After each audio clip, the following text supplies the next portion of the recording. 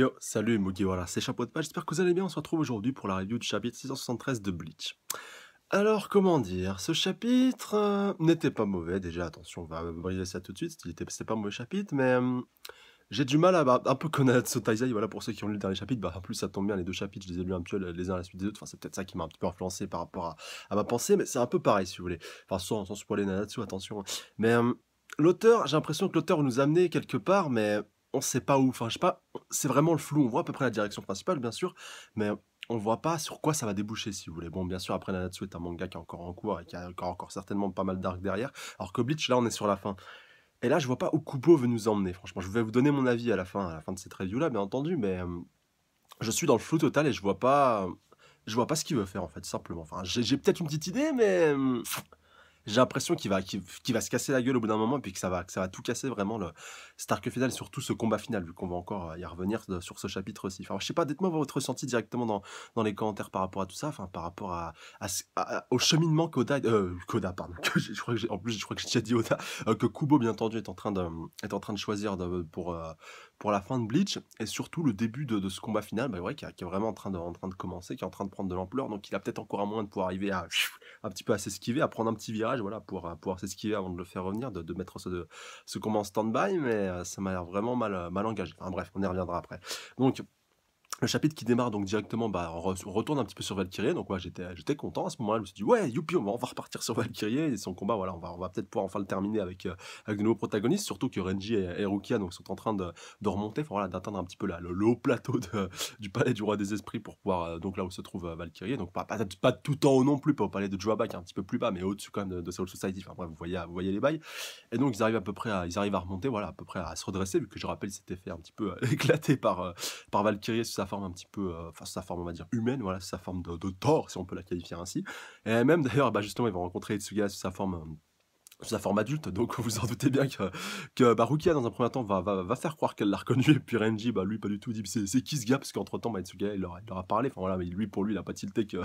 avait changé de corps, et que eux allaient pas tilter, enfin voilà, c'était pas mal ce petit quiproquo, et puis c'était ce petit coin un petit peu, enfin ce moment un petit peu humour que Kubo, donc Kubo Ashoka, en plus pas mal Kitsuga, enfin voilà, j'ai vu qu'il s'était déjà servi pas mal de fois Itsuga pour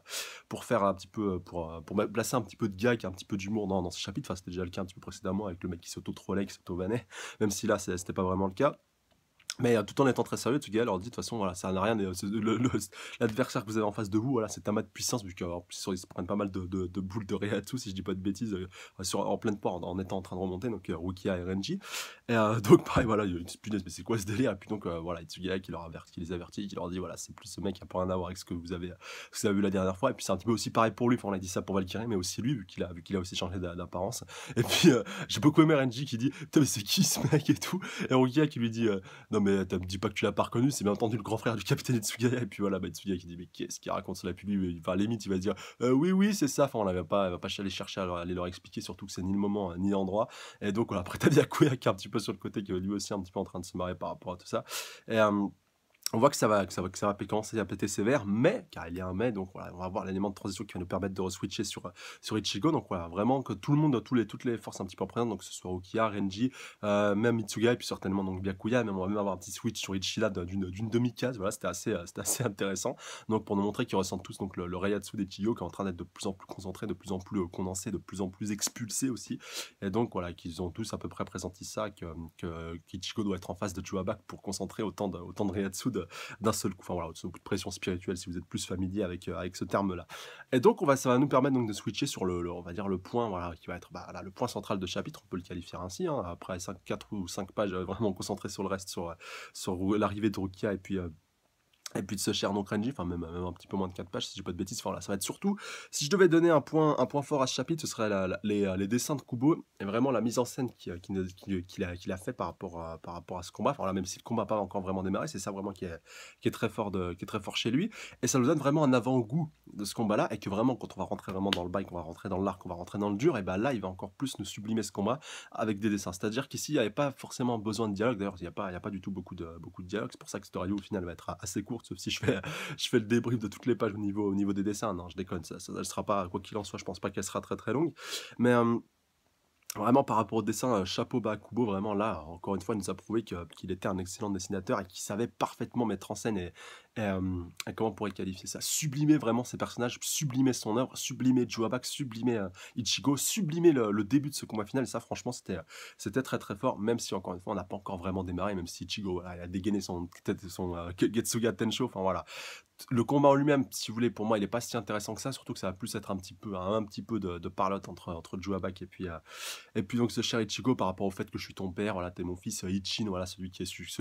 était jusqu'à jour au jour d'aujourd'hui le père d'Ichigo, enfin qui pour moi l'est toujours d'ailleurs. Ichigo, voilà, connaît la vérité par rapport à tout ça, même si nous on la connaît pas dans les moindres détails non plus. Enfin voilà, on sait pas tout sur tout. On connaît un petit peu les grandes lignes, comme quoi voilà, il est un petit peu son père par le biais de simplement que sa mère était une Kinshi et que lui c'est un petit peu le père de tous les Kinshi et que pas si voilà, par rapport à tout ça et ben il est un petit peu de facto aussi son père, même si on sait qu'après lors de la mort de sa mère il s'est passé quelque chose, que Joabak qui a été mené, enfin voilà, c'est un petit peu obscur et flou et moi ça me dérangerait pas qu'on commence un petit peu enfin qu'on commence un petit peu ce combat final. Voilà, je sais que ça va hurler par rapport à ce que je disais au chapitre précédent. Si vous voulez pas vraiment commencer le pur fight en lui-même, mais commencer par ces révélations, par poser le tableau, voilà, dresser le portrait, si vous voulez mettre le tableau, mettre la mise en scène et tout, enfin voilà, mettre tous les protagonistes qui sont présents, enfin voilà, après, enfin, de toute façon, ils arriveront un petit peu après, mais si vous voulez, grosso modo, dresser le portrait, dresser le tableau, avec donc toutes les révélations qui sont tombées et tout, et puis après, Ichigo, voilà, Ichigo, maintenant qu'il a toutes les infos qu'il lui faut, toutes les révélations qu'il lui faut, il sait tout sur tout, et maintenant, il peut aller rentrer dans l'art et aller au charbon, si je peux le qualifier ainsi. Et donc voilà, bah, vraiment, vu que je vous disais pas des masses de révélations, pas mal, enfin là, les dessins vraiment d'extrêmement bonne facture, de très bonne qualité. D'ailleurs en animé, puis il faut vraiment que cet arc final soit adapté en animé, parce que la page finale où tu vois Joabak en train de se lever de son trône et donc concentrer aussi punaise, j'allais dire son, ouais, bah oui, sa pression spirituelle, voilà, tout son pouvoir, toute son énergie. Et là, tu vois qu'Ichigo est un petit peu dans la merde et que voilà, ça va, ça va très certainement partir en live et qu'il va pas pouvoir arriver à assumer, surtout s'il fait des Getsuga Tensho aussi si peu puissants. Après, voilà, il n'est pas encore passé en Bankai, mais quand même. Après, voilà, il est son nouveau Zanpakuto aussi. Mais pour l'instant, je suis à peu près convaincu d'une seule chose, c'est que voilà, parce qu'en plus, voilà, on voit tout le monde qui est un petit peu concentré sur la pression spirituelle, sur le Reiatsu d'Ichigo. Même Joabak, lui, ta puissance, elle est extrêmement, enfin voilà, wow, quand même, t'étais beaucoup plus fort que la dernière fois. Mais il nous fait bien comprendre que même contre, voilà, que même malgré cet excès de puissance et que même s'il est beaucoup plus puissant, beaucoup plus, il est, comment on pourrait qualifier ça, beaucoup plus vif, plus à même à pouvoir anticiper les coups, ça suffira pas face à la puissance abyssale et colossale donc qui le sépare donc de Joabak et que même malgré ça, bah, il va pas mal galérer et que, en tout cas pour l'instant, pour moi, il est pas en état de pouvoir le vaincre, en tout cas pas à lui tout seul. Après, si les 5 potentiels de guerre se pointent, ça peut encore se discuter. Faudra voir. Moi, limite, voilà, ça va peut-être aussi en faire bondir plus tard, mais je pense que celui qui est le plus à même, si je devais désigner une seule personne qui devrait affronter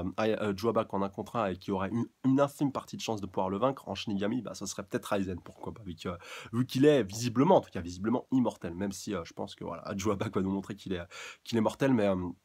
je pense que dans le développement du combat en lui-même, le rôle de Aizen sera vraiment primordial et prépondérant pour pouvoir permettre la victoire finale des Shinigami contre Joab. Dites-moi ce que vous en pensez dans les commentaires, mais je pense que le retour d'Aizen sera plus que nécessaire, enfin sera plus qu'utile, il sera voilà, nécessaire, voire même indispensable pour pouvoir permettre donc la chute de Joabak. Donc maintenant je vais vous donner ce que je pense, mon avis donc, par rapport à ce que je pense qui va se passer dans les prochains chapitres. De toute façon on l'a vu plusieurs fois avec Ichigo, on l'a vu contre Ulquiorra, on l'a vu récemment contre Askin Naklovar, on l'a vu contre pas mal de persos. Au début d'un combat, on va dire quand il affronte vraiment un gros adversaire, bon, à part quand c'est la première fois qu'il le rencontre, là, c'est vrai que c'est pas mal, ça peut il s'est arrivé plusieurs fois contre Ulquiorra et puis aussi contre Askin, mais là, même si enfin, on va dire, là, c'est la première fois qu'il l'affronte vraiment, vraiment en un contre un, il avait déjà croisé le fer avec lui un petit peu plus tôt, mais là, je pense que Ichigo va se faire éclater, va se faire littéralement laminer, donc mettre au sol, enfin voilà, va vraiment désarmer tout ce que vous voulez, il va essayer de se faire restreindre, bloquer tout ce que vous voulez par Joabak et que donc le combat va même pas vraiment commencer.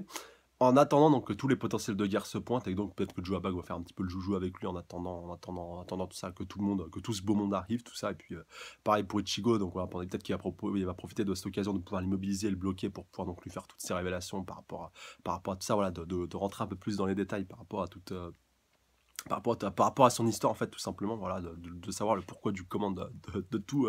toute cette histoire et qu'après donc quand les 5 potentiels de guerre se pointeront, peut-être qu'il lèvera un petit peu son saut, vu que je pense pas qu'il va diminuer, parce que rappelez-vous quand Raskin avait bloqué Ichigo, bon, même s'il s'était servi pardon de sa gift ball, si je dis pas de bêtises, aussi sur lui pour pouvoir un petit peu l'amoindrir, il l'avait pas, si vous voulez, il l'avait pas mis vraiment dans un sale état. Bon, même s'il s'était fait soigner un petit peu entre-temps par Orihime, mais ça, c'est pas si grave. Et même si là aussi, il se fait un petit peu blesser, Orihime n'est pas très loin, il pourra le remettre sur pattes assez vite.